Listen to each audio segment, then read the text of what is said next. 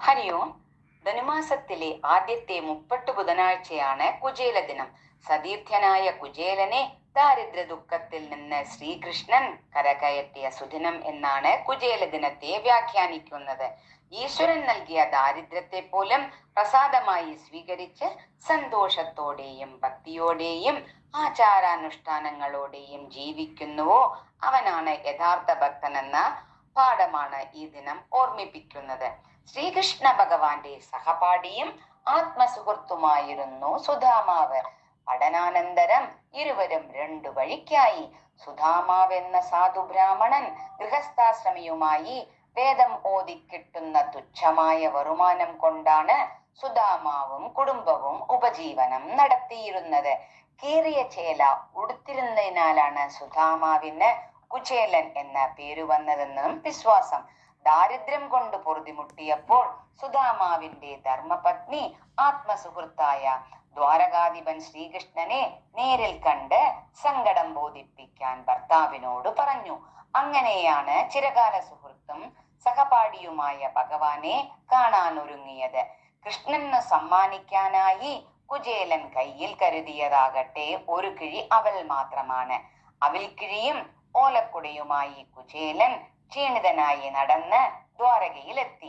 ആത്മസതീർത്ഥ്യനെ അത്യുത്സാഹത്തോടെ ഭഗവാനും പ്രിയപത്നി രുക്മിണി ദേവിയും ചേർന്ന് സ്വീകരിച്ചു. നേരിൽ കണ്ട മാത്രയിൽ ശ്രീകൃഷ്ണ ഭഗവാൻ ആത്മസുഹൃത്തിനെ മാറോട് ചേർത്ത് ആശ്ലേഷിച്ചു. തൽക്ഷണം തന്നെ ദാരിദ്ര്യം സുധാമാവിൽ നിന്നും വിട്ടൊഴിഞ്ഞുവെന്നാണ് പറയുന്നത്. ശ്രീകൃഷ്ണ ഭഗവാന്റെ മാർബിൽ മഹാലക്ഷ്മിയാണല്ലോ വസിക്കുന്നത്. ഭഗവാൻ തന്നെ കുചേലന്റെ കക്ഷത്തിലെ അവിൽ പൊതി തട്ടിയെടുത്തു. അവിൽ ഏറെ ഇഷ്ടമാണെന്ന് പറഞ്ഞ് ഒരു പിടി അവിൽ വായ്ക്കകത്താക്കി. അടുത്ത പിടിയെടുക്കാൻ തുനിഞ്ഞപ്പോൾ രുക്മിണി ദേവി അതു വിലക്കി. ഒന്നാമത്തെ പിടിയിൽ സുധാമാവിന്റെ ഗ്രാമവും ഗൃഹവും ഐശ്വര്യ സമൃദ്ധമായി എന്നറിഞ്ഞ ലക്ഷ്മി ദേവിയായ രുക്മിണിയാണ് അമിത സമ്പത്ത് കാരണം സുധാമാവിന് അഹങ്കാരമുണ്ടാകരുതെന്ന ഉദ്ദേശത്തോടെ രണ്ടാമത് കഴിപ്പിക്കാതിരുന്നത്. ദ്വാരകയിൽ ഒരു ദിവസം ശ്രീകൃഷ്ണനൊപ്പം തങ്ങിയ ശേഷം തന്റെ സങ്കടമൊന്നും ഉണർത്തിക്കാതെ കുചേലൻ തിരിച്ചു യാത്രയായി. ഗ്രാമത്തിലെത്തിയപ്പോഴാണ് സുധാമാവ് ഭഗവാൻ തനിക്കേകിയ അനുഗ്രഹം തിരിച്ചറിഞ്ഞതെന്നും ഐതിഹ്യം പറയുന്നു.